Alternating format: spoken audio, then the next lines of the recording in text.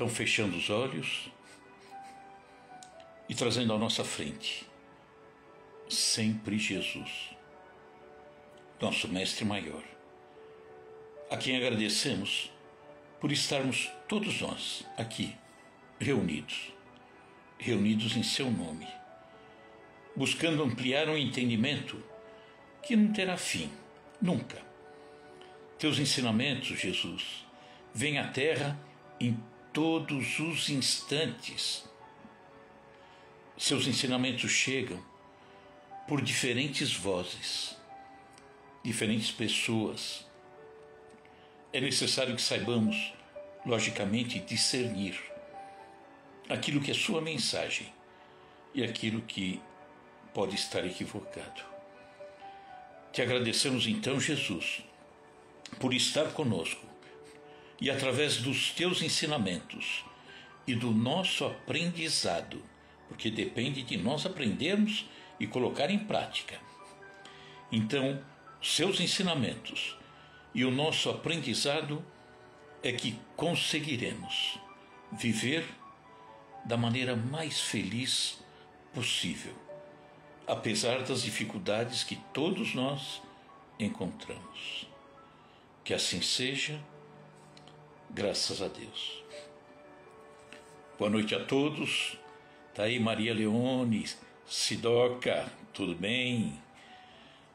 A semana passada, antes de começarmos o assunto nosso, que é o derrotado pela tristeza, a semana passada nós falamos em modificar o mundo, e que para modificar o mundo, antes era preciso que cada um de nós se modificasse. E para termos a certeza de que é possível, e não tenho dúvida, a certeza de que é possível modificar, modificando, obviamente, primeiro em si, nós falamos da gentileza. E a gente sugeriu, né? Olha, vamos passar aí uma semana praticando a gentileza de uma forma bem firme, para a gente percebermos, cada um de nós, o que acontece no outro, mas o que acontece em si mesmo, né? A gente tem uma forma diferente de encarar a vida a partir do momento em que nós praticamos a gentileza. E por aí é para mostrar que é possível mudar o mundo, porque através da gentileza você já muda a si mesmo, mas muda também o outro. O outro já vê as coisas de uma forma totalmente diferente. Então, quem praticou, espero que alguém tenha praticado, né? E se praticou, continue praticando, não para não. Quem não praticou, dá um jeitinho de praticar, tá? Você vai ver que é possível mudar tudo na nossa vida, tá? Hoje nós vamos falar sobre derrotado pela tristeza.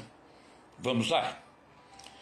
Bom, você às vezes tem sentimento de culpa, de inferioridade, sentimento que lhe traz uma profunda tristeza, fica desmotivado, quer desistir de tudo, não consegue perceber que o melhor remédio é o trabalho em favor do bem? Acontece em você esse tipo de coisa? Então, se esqueceu daquilo que Jesus falou: orai e vigiai. Mas não só o orai e vigiai, mas também o buscai. Buscai estudar as orientações que vêm do alto, né? Como Jesus vem nos trazendo, a espiritualidade também vem nos trazendo.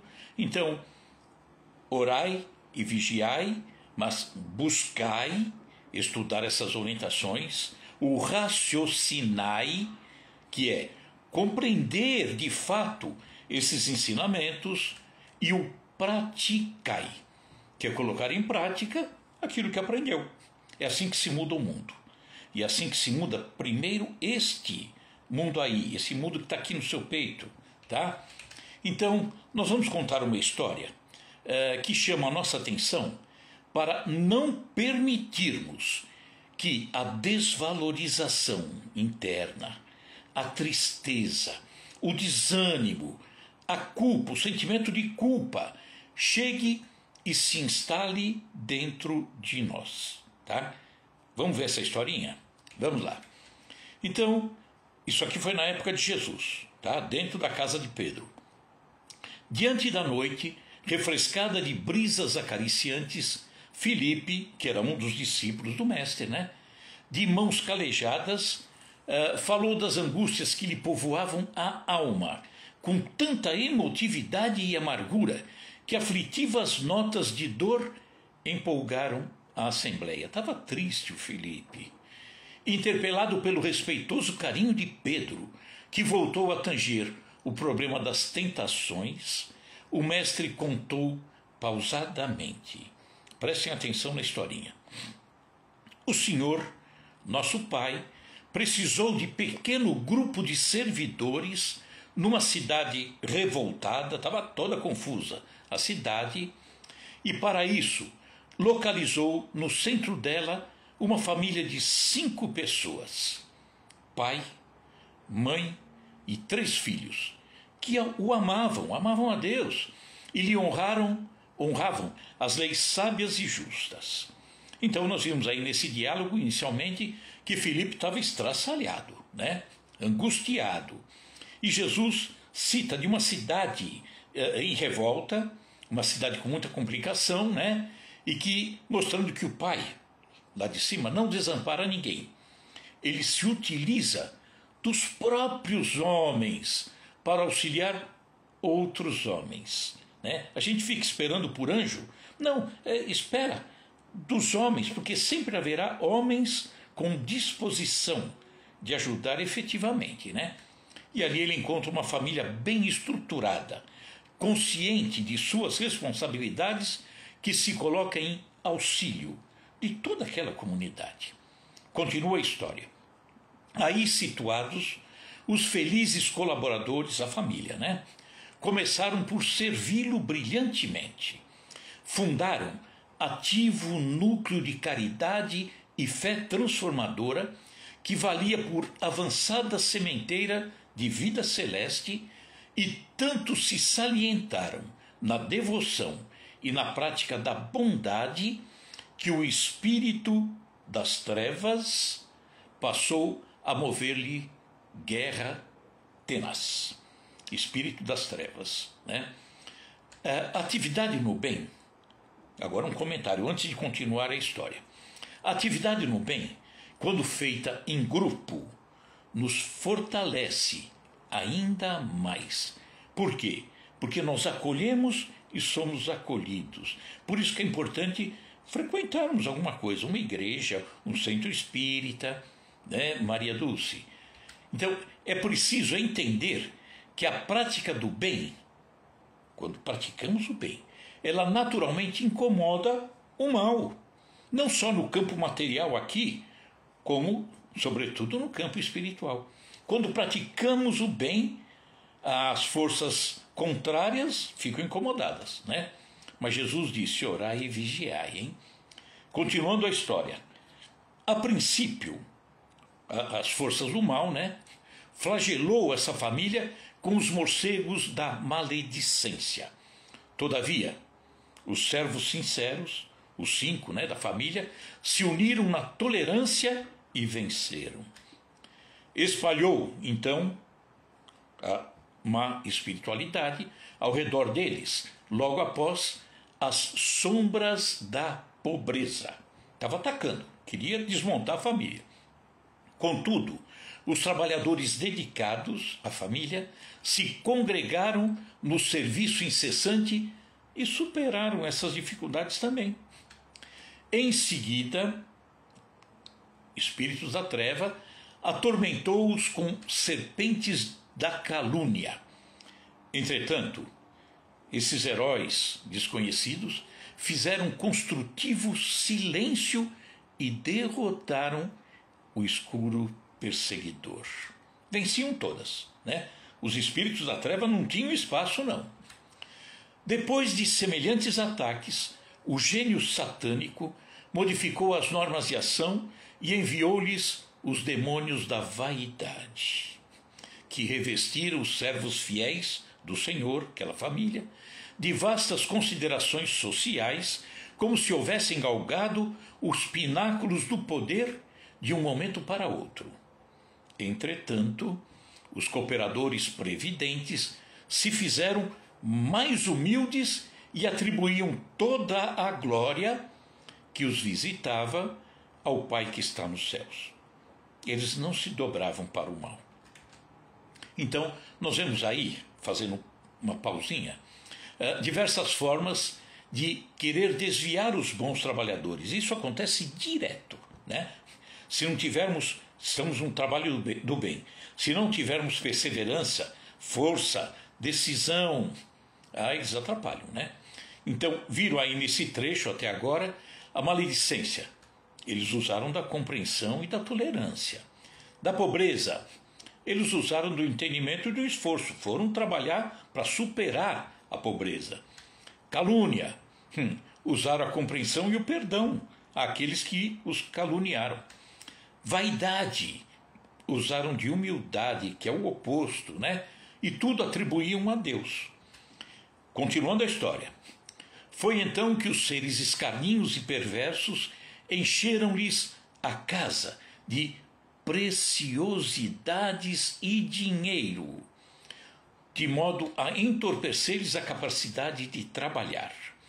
Mas o conjunto amoroso, a família, robustecido na confiança e na prece, recebia moedas e dádivas, passando-as para diante, a serviço dos desalentados e dos aflitos. Não ficavam com dinheiro. Caridade, davam para quem necessitava. Então, dinheiro e riquezas é uma tentação forte, né? Nesse mundo ainda tão material. Muitos se matam para ter o dinheiro, né? Muitos se entorpecem com ele e deixam, depois que os têm, deixa até o trabalho de lado. Tem o dinheiro, não precisa mais trabalhar. Mas a família consciente dirigiu esses recursos em favor dos mais necessitados. Continuamos a história. Exasperado, o espírito das trevas mandou-lhes então o demônio da tristeza, que muito de leve alcançou a mente, muito de leve, sutil, a mente do chefe da heróica família, dizendo para ele, lá dentro, né, bem baixinho: és um homem, não um anjo. Não te envergonhas, pois, de falar tão insistentemente no Senhor, quando você conhece de perto as suas próprias imperfeições? Olha, busca antes de tudo sentir a extensão de tuas fraquezas na carne. Chora teus erros, faze penitência perante o Eterno, clama tuas culpas. Então aí, ele envia a tristeza, né, o gênero do mal. A tristeza sobre o chefe de família. Era aquele que estava ali no topo.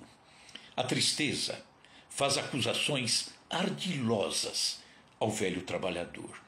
Acusações que, se não corretamente avaliadas, compreendidas, raciocinadas, pode colocar o homem em profunda depressão, né? Foi o que aconteceu depois, vamos ver. Então, provocava a desvalorização dele mesmo. Ele provocava.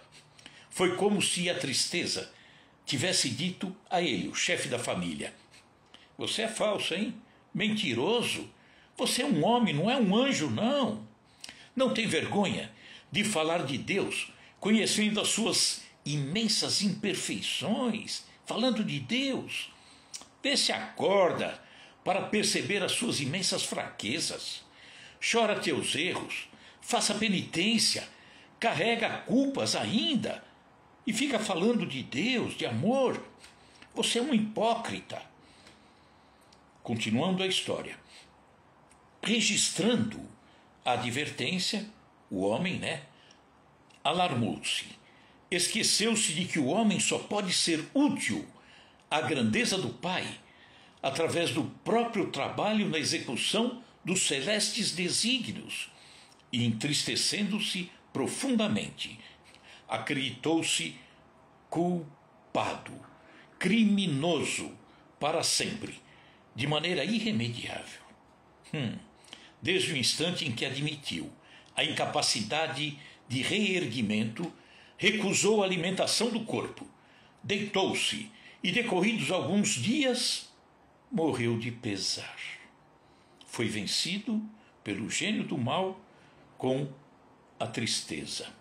Ele era ainda uma pessoa falha, né? Cheia de imperfeições, sem sombra de dúvida. Mas o gênio do mal atingiu de forma a que ele sentiu-se pequeno.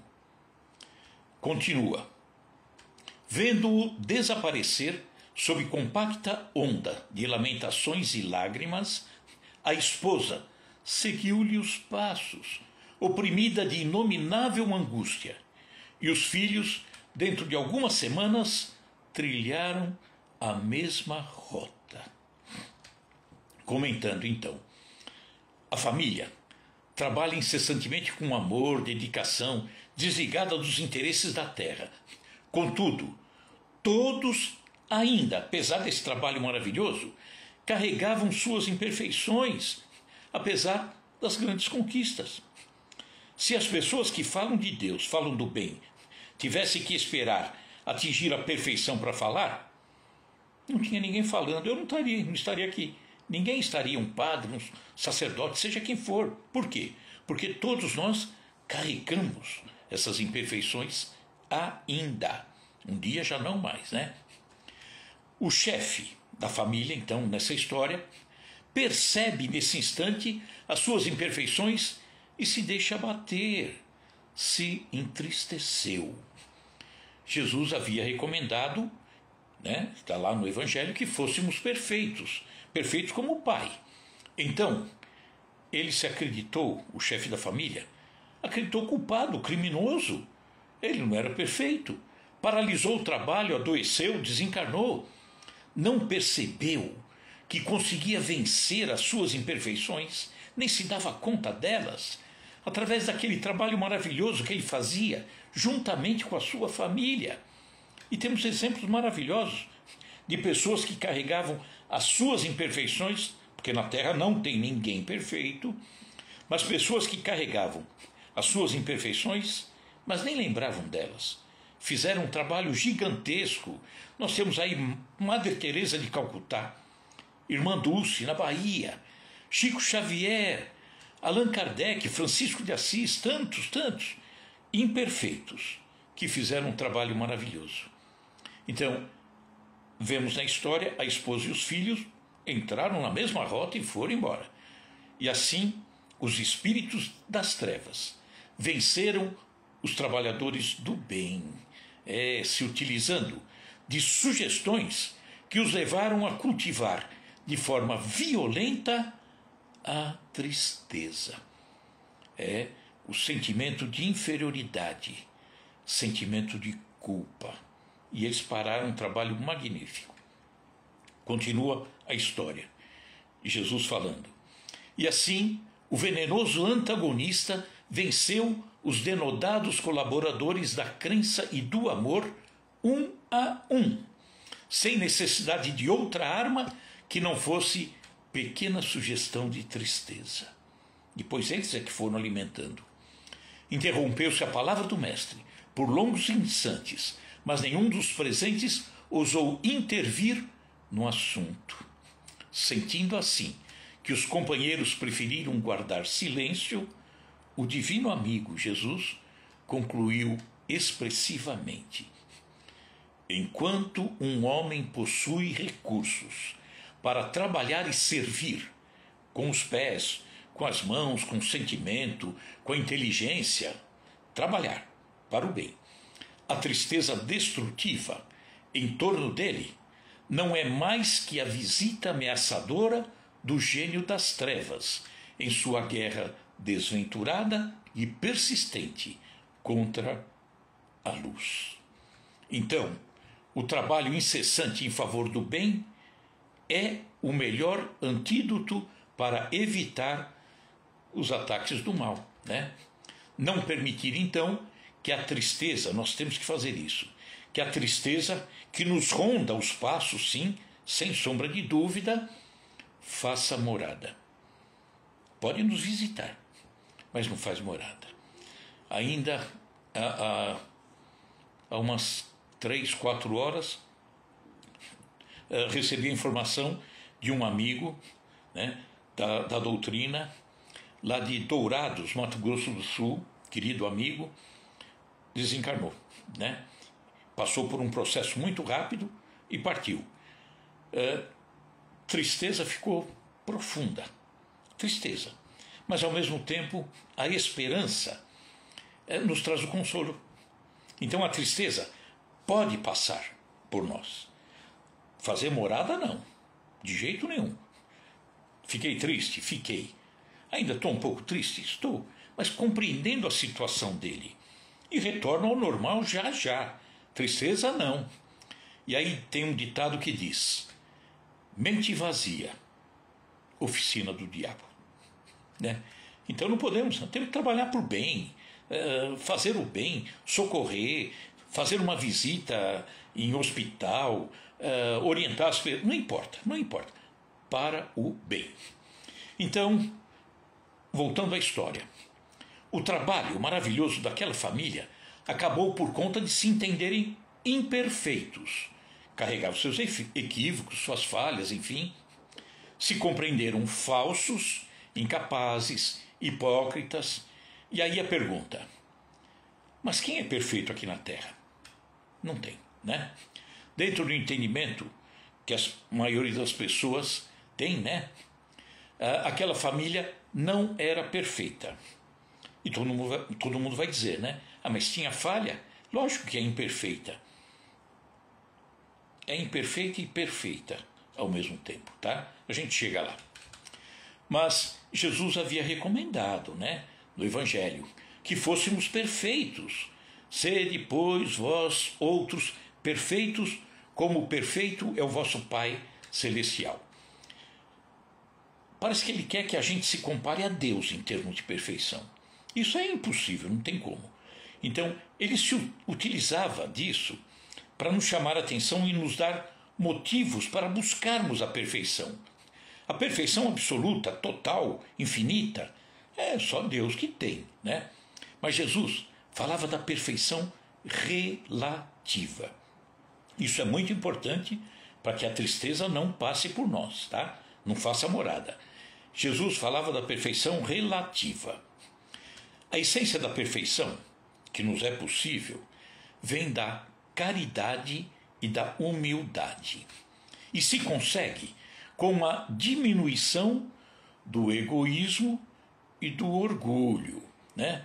E para ir eliminando o egoísmo, o orgulho, essas falhas que carregamos, é preciso esforço. E essa mudança vai acontecer ao longo de encarnações. Ninguém consegue jogar tanto entulho que ainda está aqui dentro numa caminhada só. Não dá. Mas eu tenho que ir jogando fora, diminuindo a carga, para que na próxima eu venha com uma carga menorzinha, né? Com possibilidade de fazer mais bem e menos mal. Então, vamos eliminar com essa carga ruim, com um roteiro extremamente valioso.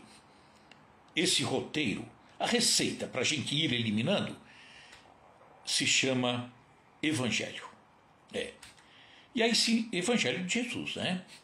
E aí a gente pergunta, foi fácil para Jesus deixar essa mensagem, mesmo que parcial? Ele não pode deixar tudo que ele sabe e nunca vai chegar a nos deixar. Por quê? Porque o que ele sabe é infinito também, é tão grande, né? Foi fácil para ele deixar há 2000 anos? Não foi, não, de jeito nenhum. Tanto que Jesus disse, está no Evangelho de João, quem quiser procurar, capítulo 16, ele diz assim, isso ele estava para ser morto: ainda tenho muito a vos dizer, mas vós não o podeis suportar agora. A gente não tinha como absorver. Então ele deixou uma parte. Mas quando vier aquele Espírito de verdade, falou Jesus, ele vos guiará em toda a verdade. Ou seja, ele vai nos colocar no roteiro da verdade maior, né? Porque não falará de si mesmo, mas dirá tudo o que tiver ouvido e vos anunciará o que há de vir. Então, viriam novas orientações no futuro. Jesus acabou de falar, né? Novas orientações no futuro. Então, o evangelho dele, que ficou registrado há 2000 anos pelos discípulos, teria que ser complementado, né? Como foi e está sendo complementado. Então, novas lições para nos conduzir ao rumo da perfeição. Então, nós tínhamos uma quantidade de lições antes, e a cada novo instante chegam lições novas, né? Óbvio que essas lições novas nós temos que passar pelo crivo. Por quê? Para não engolirmos gato por lebre, né? É pelo fruto que se conhece a árvore, disse Jesus. E essas lições que continuam vindo e não pararão, virão sempre, vêm de várias fontes, de várias direções, de vários locais, a todo instante. Nós temos a mediunidade aí, né? Lembro-se, por exemplo, de Chico Xavier, a referência maior. Inspiração. Todos nós temos inspirações boas. É só procurarmos nos ligar com o alto e somos inspirados a buscar o melhor, né? Livros, as lições vêm de livros psicografados, de palestras, sermões, nos diversos de diversos religiosos, né?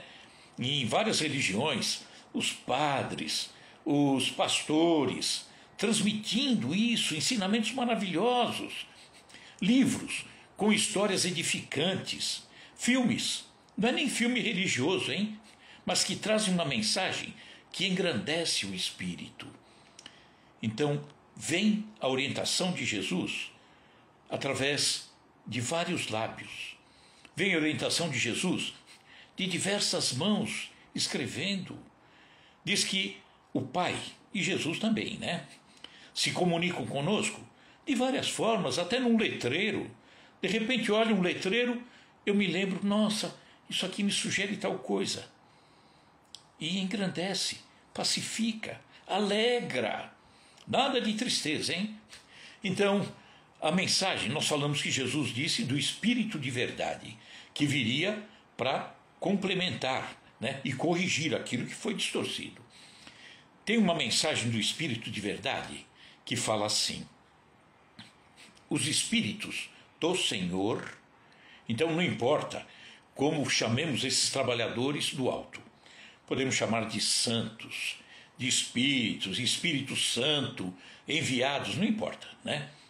Então, os Espíritos do Senhor, que são as virtudes dos céus, qual o imenso exército que se movimenta ao receber as ordens do seu comando, espalham-se por toda a superfície da terra, e semelhantes a estrelas cadentes, vêm iluminar os caminhos e abrir os olhos aos cegos. Continua o Espírito de verdade. Eu vos digo em verdade, que são chegados os tempos em que todas as coisas hão de ser restabelecidas no seu verdadeiro sentido, para dissipar as trevas, confundir os orgulhosos, glorificar os justos. Então, dentro desse contexto todo, precisamos raciocinar a respeito da perfeição. Lembram-se que um pouquinho antes eu falei da família, daquela família da história. Ah, mas eles eram imperfeitos. Imperfeitos e perfeitos. Dá para entender? Talvez ainda não, né?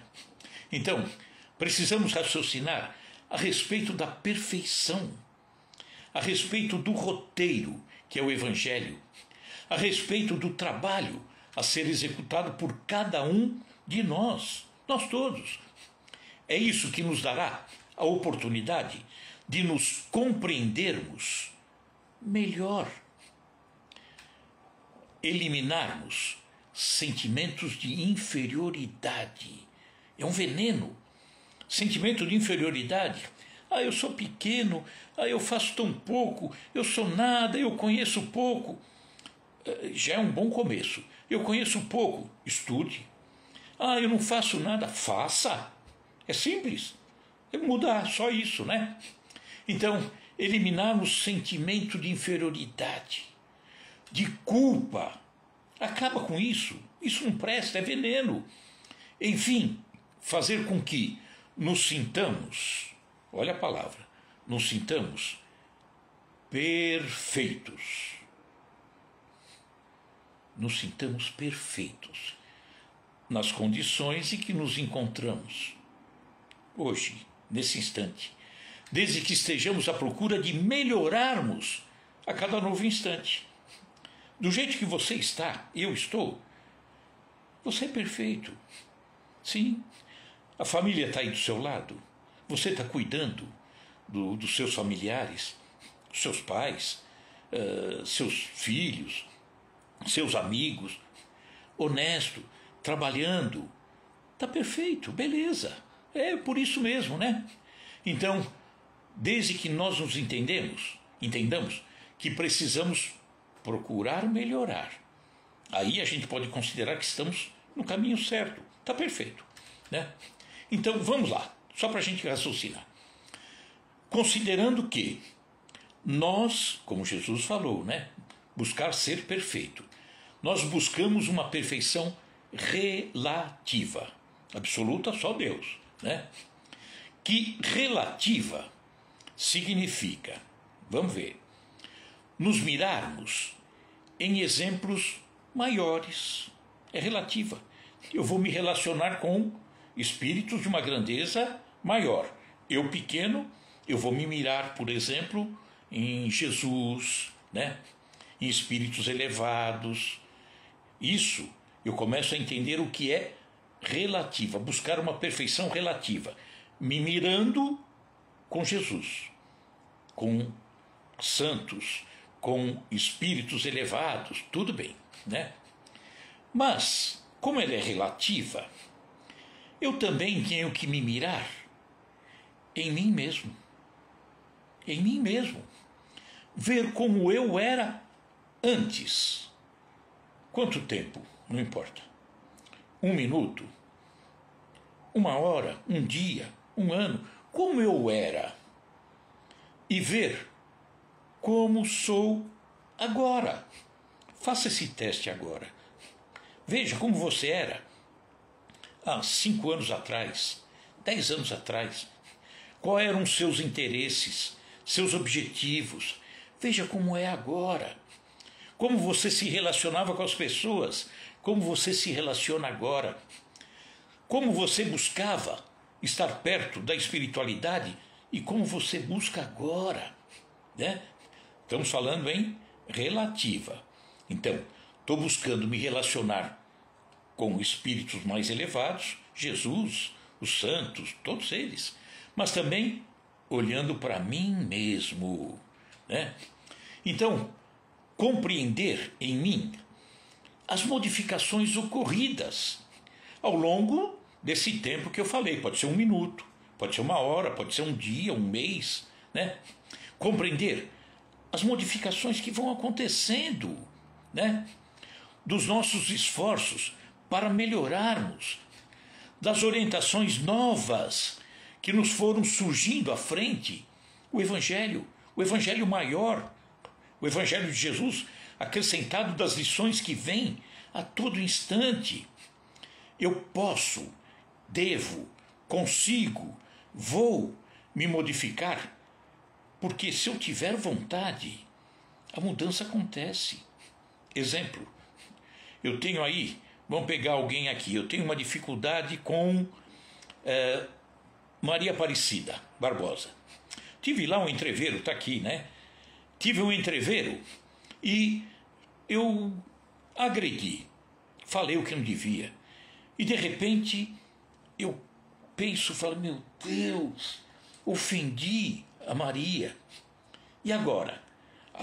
Amanhã eu vou passar lá um serviço dela, na casa dela. Maria, me desculpa, eu errei, eu falhei. Tinha assumido o compromisso ontem. Hoje fui. Chego lá, peço perdão. E aí? Eu saio leve, tranquilo. Quando terminar esse dia, eu vou fazer uma avaliação e vou ver que hoje eu fui perfeito no meio das minhas imperfeições. E vou procurar outras coisas que não estão bem em mim, para que, logo em seguida, eu procure corrigir. E a cada novo passo, conquistar uma nova perfeição. Viu aquela família? No meio da imperfeição que eles carregavam também a perfeição dentro daquele trabalho maravilhoso que faziam. Não era para ter aceitado aquela sugestão de inferioridade, de tristeza, de falsidade, de hipocrisia, que não era isso. Mas eles aceitaram. E aceitando, acabou o trabalho e acabou a caminhada deles. Não entenderam que nas imperfeições eles carregavam as perfeições também, né? Então, fazendo tudo isso que eu comentei, se nessa avaliação nossa, né, do ontem para hoje, de 1 minuto atrás para agora, e nessa avaliação eu perceber que melhorei, então eu posso dizer que fui perfeito. E preciso seguir buscando novas perfeições, a cada novo instante, a cada novo dia, a cada novo minuto, né? Então, interessante, né? Será que nós tínhamos pensado nisso? Quando não pensamos, o sentimento de culpa ganha corpo. O sentimento de inferioridade ganha corpo. A ideia que sou hipócrita, falando de Deus, falando de Jesus, não aparece. Estou cheio de defeitos, mas só vou melhorar trabalhando. Não tem outra forma, né? Então, se eles, a família, pensasse dessa forma, né, a família mencionada na história, ela compreenderia a sua imperfeição e, ao mesmo tempo, a perfeição. Não fica melhor assim? Eu acho que fica, né? Então, vamos jogar tudo fora, né? Sentimento de culpa, inferioridade, eu sou hipócrita. Joga fora. Não deixe a tristeza invadir a sua vida. Agora, é preciso se esforçar. É preciso estudar. E é preciso trabalhar em favor do bem. De que forma? Aí você escolhe, né? Fazer o bem sem olhar a quem? Através de um serviço social, através de uma visita a um doente no hospital, através do acolhimento de uma criança que está sem família, através de uma ida ao orfanato, através da palavra, estude, procure falar, através de um abraço, através de um sorriso. Tem tantas formas. Trabalho no bem, estudando sempre, perseverando e não deixando a tristeza fazer morada. Vai passar de vez em quando e volta, mas show tristeza, vai embora, tá bom? Vamos encerrar com a prece, tá bom? Então, se pudermos fechar os olhos nesse instante e trazemos à nossa frente Jesus. Jesus foi, é e será sempre a maior alegria, mesmo aqui na terra, encarnado. Ele não havia alegria maior que a dele, mas isso não o privou de momentos de melancolia, de tristeza, mas acabava, sumia. Ele era alegria total. Então, quando nós o conhecemos e quando procuramos imitá-lo dentro das nossas condições, que ainda são pequenas, mas é possível tentar imitar os passos de Jesus, nós vamos perceber que a alegria não fará morada em nós. A tristeza não fará morada no nosso coração. Alegria, sim. A paz, sim. Então, sempre agradecendo a Jesus e despertando cada vez mais em nós a responsabilidade pelo estudo, raciocinar tudo isso e colocar em prática. Que assim seja, graças a Deus. E eu não sei quem, acho que ninguém escreveu aí sobre a Alceia, né? Lembrei de sua orientação sobre gentileza e fui cumprimentar um vizinho que acabou de se mudar, oferecendo ajuda se precisar. Maravilha, maravilha, né? Será que mais alguém aí? O velho amigo Almeida. É uma satisfação ver a expressão de quem nós cumprimentamos ao cruzarmos com as pessoas na calçada sem que os conheçamos. É verdade. Olha, não conhece, cumprimenta, atravessa a rua. Olha que beleza, né? Olha, tem tantas oportunidades. Vamos ver se tem mais alguma coisa. Aqui o pessoal do Instagram. Vamos ver. Não, aqui do Instagram. O pessoal do Instagram se esqueceu da gentileza, hein? Tá? Mas vamos praticar a gentileza. É tão bom quando você entra num ônibus, né, num coletivo, cumprimenta o motorista. Quando passa o coletor de lixo, opa, obrigado pelo trabalho, meu amigo. Vai entrar num local qualquer, público, dá um toquinho no ombro da pessoa que abre a porta, né? Alguém vai te atender? Antes de tudo, sorria, deseja um bom dia, uma boa tarde. Gentileza. Isso muda o mundo. Muda o mundo. Combinado? Pessoal, obrigado pela paciência e semana que vem, se Deus quiser, a gente novamente junto. Não esqueça da gentileza, viu? Tá? Tchau, pessoal. Bom fim de semana, viu? Fiquem com Deus.